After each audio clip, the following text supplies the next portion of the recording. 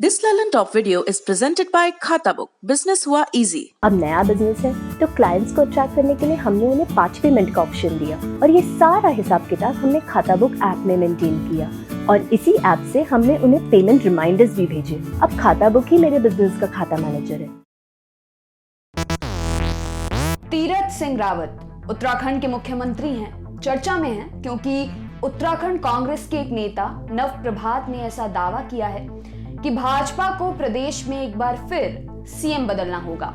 उनका कहना है कि तीरथ सिंह रावत विधायक नहीं है और 10 सितंबर तक उन्हें उपचुनाव के जरिए विधायक बनना होगा, लेकिन चूंकि अगले साल विधानसभा का चुनाव है और नियम ये कहता है कि अगर विधानसभा चुनाव में 1 साल या उससे कम का वक्त हो तो उपचुनाव नहीं हो सकता, तो ऐसे में भाजपा के पास सीएम बदलने के अलावा कोई रास्ता नहीं बचता।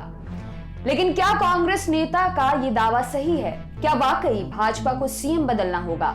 क्या तीरथ सिंह रावत 10 सितंबर तक ही मुख्यमंत्री बने रह पाएंगे? इन सवालों का जवाब जानने के लिए हमने सबसे पहले जन प्रतिनिधित्व अधिनियम की धारा 151A को देखा।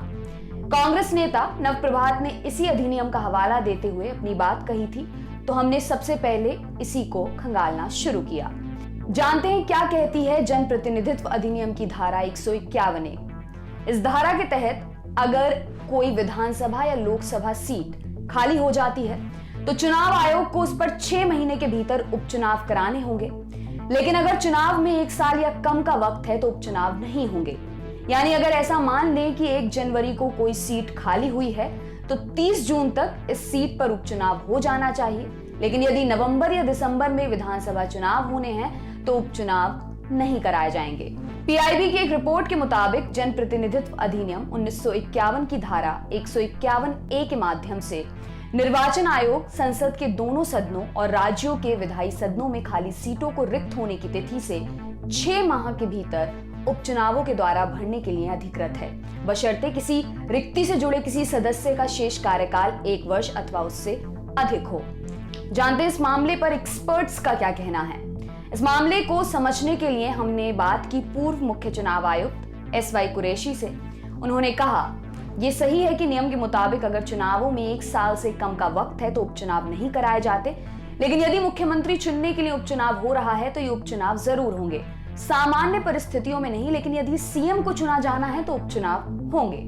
क्या चुनाव की तैयारियां कर रहे हैं रावत?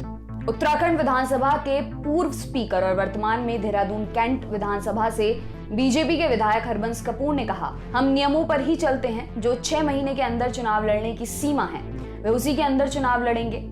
तीरथ सिंह जी चुनाव लड़ने के लिए पूरी तरह तैयार हैं, पार्टी भी तैयार है। जल्द ही ये पता चल जाएगा कि वे कहां से चुनाव लड़ रहे हैं, लेकिन मैं ये साफ कर दूं कि वो चुनाव लड़ेंगे, वो तैयारी कर रहे हैं। अगर कोई नियम इससे रोकता है तो तब देखेंगे कि क्या प्रावधान है। अभी से इस पर क्या कहें।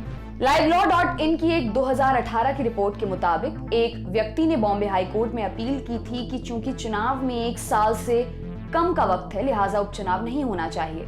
इस पर हाई कोर्ट ने अपील को ठुकराते हुए उपचुनाव को मंजूरी दे दी थी। इसके बाद अपीलकर्ता ने इस फैसले को सुप्रीम कोर्ट में चुनौती दी, लेकिन सुप्रीम कोर्ट ने भी बॉम्बे हाई कोर्ट के फैसले को सही माना।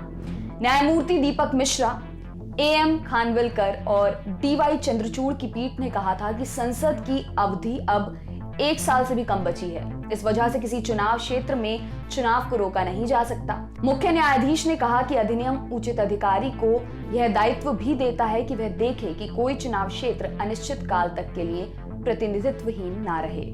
तीरथ सिंह रावत गढ़वाल से भाजपा के सांसद थे, लेकिन तत्कालीन सीएम त्रिवेंद्र सिंह रावत के खिलाफ बढ़ रहे असंतोष के कारण भाजपा हाईकमान ने तीरथ सिंह रावत को सीएम बनाने का फैसला किया। 10 मार्च 2021 को तीरथ सिंह रावत ने सीएम पद की शपथ ली थी। गौरतलब है कि फिलहाल तीरथ सिंह रावत किसी सदन के सदस्य नहीं है और उन्हें शपथ ग्रहण के 6 महीने के भीतर यानी 10 सितंबर तक विधायक बनना होगा। आपको ये भी बता दें कि उत्तराखंड में साल 2022 में विधानसभा चुनाव होने हैं। इससे पहले साल 2017 में हुए विधानसभा चुनावों में भाजपा ने 70 में से 57 सीटें जीती थी। आपके लिए खबर लिखी है हमारे साथी वरुण ने। मेरा नाम है दिव्यांशी। देखते रहिए दी लल्लन टॉप। शुक्रिया।